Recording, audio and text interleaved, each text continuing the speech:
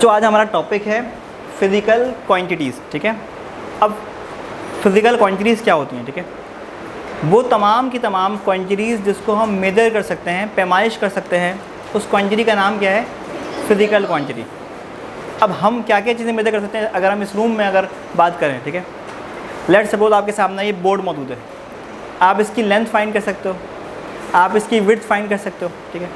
मेरे हाथ में मार्कर है, मैं बैलेंस पे रखकर, स्प्रिंग बैलेंस पे रखकर, फिजिकल बैलेंस पे रख के इसका मास क्या कर सकता हूँ, फाइंड कर सकता हूँ।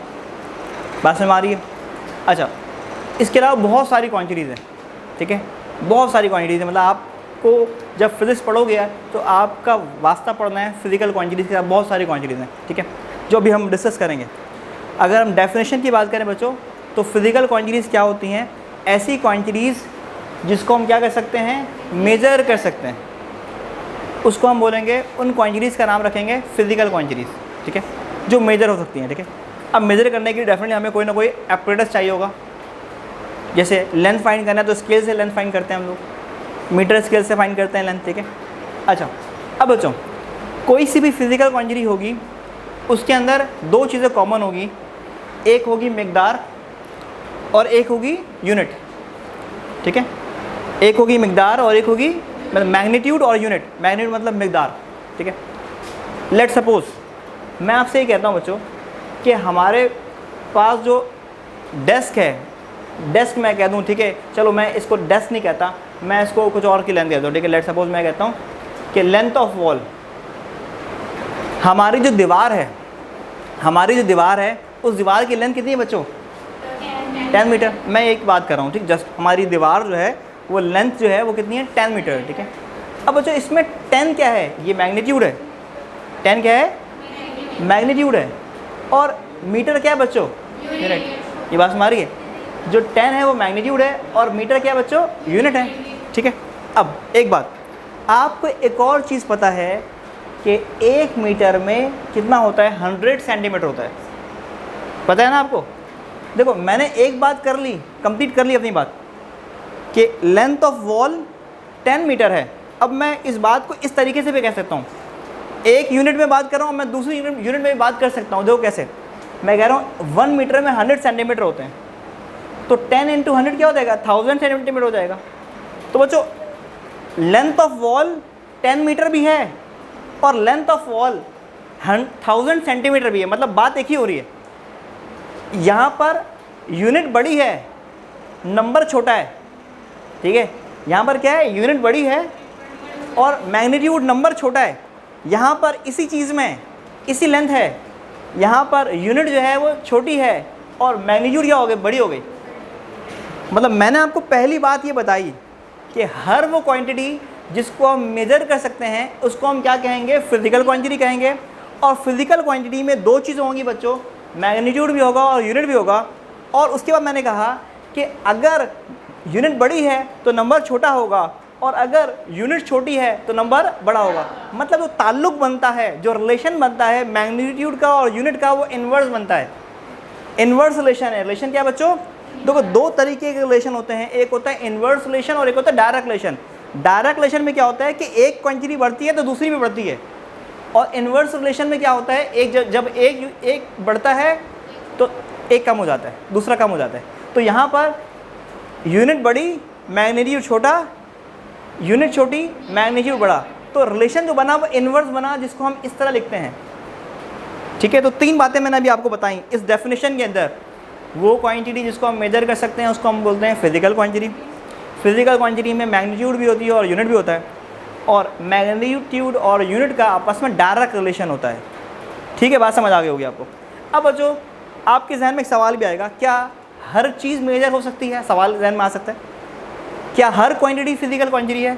तो ऐसा नहीं है, कुछ क्वांटिटी को आप मेजर नहीं कर सकते। जैसे एग्जांपल मैं ये कहता हूँ कि खुशी जो है वो मेजर नहीं हो सकती, कौन कितना खुश है हम ये मेजर नहीं कर सकते। बात समझ आ गई। कौन कितना उदास है इसको मेजर, बात समझ आ रही है। तो फीलिंग्स को, इमोशंस को मेजर नहीं कर सकते, ठीक है। बात समझ आ गई। तो वो उसको हम कहेंगे वो फिजिकल क्वांटिटी नहीं है, नॉन फिजिकल क्वांटिटी है। हाँ, जिसको मेजर कर सकते हैं उसको हम क्या कहेंगे, फिजिकल क्वांटिटी, ठीक है। अब फिजिकल क्वांटिटी की दो टाइप है, हमने दो हिस्सों में फिजिकल क्वांटिटी को क्या किया बच्चों, डिवाइड किया है। एक का नाम फंडामेंटल क्वांटिटी और एक का नाम ड्राइव क्वांटिटी। बिल्कुल सिंपल वे में हम इसको एक्सप्लेन इस तरह करते हैं कि ऐसी क्वांटिटी जो दूसरी क्वांटिटी पे डिपेंड ना हो, ऐसी क्वांटिटी जो दूसरी क्वांटिटी पे डिपेंड, देखो लिखा है बच्चों, इंडिपेंडेंट ऑफ अदर क्वांटिटी। ऐसी क्वांटिटी जो दूसरी क्वांटिटी पे डिपेंड ना हो, उस क्वांटिटी का नाम क्या है, फंडामेंटल क्वांटिटी। इसको हम बेस क्वांटिटी भी कह सकते हैं, बेसिक क्वांटिटी भी कह सकते हैं। मेरी बात समझ आ गई होगी। फिजिकल क्वांटिटी की दो टाइप है। पहली type fundamental quantity. Fundamental quantity क्या होती है कि ऐसी क्वांटिटी जो दूसरी क्वांटिटी पे डिपेंड ना हो, मतलब अगर उस क्वांटिटी को निकालने के लिए किसी और क्वांटिटी को निकालने की ज़रूरत नहीं है। डिपेंड ना हो मतलब उस क्वांटिटी को निकालने के लिए किसी और क्वांटिटी को निकालने की ज़रूरत नहीं पड़ रही है हमें। जैसे एग्जांपल, आपको कहा जाए इसका मास क्या है, तो आप इसको तराजू पर रखोगे, इसका मास निकाल लोगे। तो मास निकालने के लिए किसी और क्वांटिटी को निकालने की ज़रूरत नहीं है। तो मास क्या हो गया, फंडामेंटल क्वांटिटी हो गया। इसकी लेंथ क्या है, मुझे लेंथ फाइंड करनी है। तराजू हम इसको स्केल की मदद से मेजर कर लेंगे, तो लेंथ निकालने के लिए किसी और क्वांटिटी को निकालने की ज़रूरत नहीं है। हमारी क्लास का ड्यूरेशन वॉच की मदद से, स्टॉप वॉच की मदद से मेजर कर सकते हैं। तो टाइम निकालने के लिए भी किसी और क्वांटिटी को निकालने की ज़रूरत। तो टोटल 7 फंडामेंटल क्वांटिटी होते हैं, 8 नहीं होते, 9 नहीं होंगे। टोटल कितने हैं, 7। वो 7 कौन से बच्चों, फिक्स्ड हैं। ये फंडामेंटल क्वांटिटीज फिक्स्ड हैं 7। कौन कौन से, मास, लेंथ, टाइम, टेम्परेचर, मोल, करंट और लुमिनस इंटेंसिटी। साथ में ब्रैकेट्स में मैंने इनकी यूनिट लिखी है कि मास को हम मेजर करते हैं किलोग्राम में, लेंथ मीटर, टाइम की यूनिट सेकंड, टेम्परेचर की यूनिट केल्विन, मोल की यूनिट mol, करंट की यूनिट एम्पियर और लुमिनस इंटेंसिटी की यूनिट कैंडेला। बात समझ में आ गई। आप अभी फिजिक्स पढ़ना शुरू कर रहे हो, आगे जाते जाओगे और ये सारी क्वांटिटीज़ आप पढ़ते जाओगे, ठीक है। तो अभी सिर्फ मैंने आपको बताया भाई ये 7 क्वांटिटीज़ जो हैं फंडामेंटल क्वांटिटी हैं। अब मैं एक और बात बता रहा हूँ, इन 7 के अलावा जितनी क्वांटिटी होगी वो सब क्या होगी, इन 7 के अलावा जितनी भी क्वांटिटी होगी वो सब क्या होगी बच्चों, ड्राइव क्वांटिटी होगी। और ड्राइव क्वांटिटी कितनी है ये नहीं पता, बहुत सारी, लेकिन इन 7 के अलावा, ठीक है। अब इसकी डेफिनेशन क्या होगी, ये वो क्वांटिटीज़ हैं फंडामेंटल क्वांटिटीज़, वो क्वांटिटीज़ हैं जो दूसरी क्वांटिटी के ऊपर क्या होती हैं, डिपेंड नहीं होती। तो ये क्या करेगी, ये डिपेंड होगी। ये क्वांटिटीज़ दूसरी क्वांटिटी पे क्या करेगी, डिपेंड करेगी। ड्राइव क्वांटिटी क्या होगी, दूसरी क्वांटिटी के ऊपर डिपेंड करेगी। तो लिखा हुआ है ड्राइव क्वांटिटीज़ क्या होती हैं, डिपेंड करती हैं दूसरी क्वांटिटी के ऊपर। जैसे एग्जांपल, मैंने एक एग्जांपल डिस्कस की, सिर्फ स्पीड फाइंड करना है तो डिस्टेंस को टाइम से क्या करना है, डिवाइड करना है।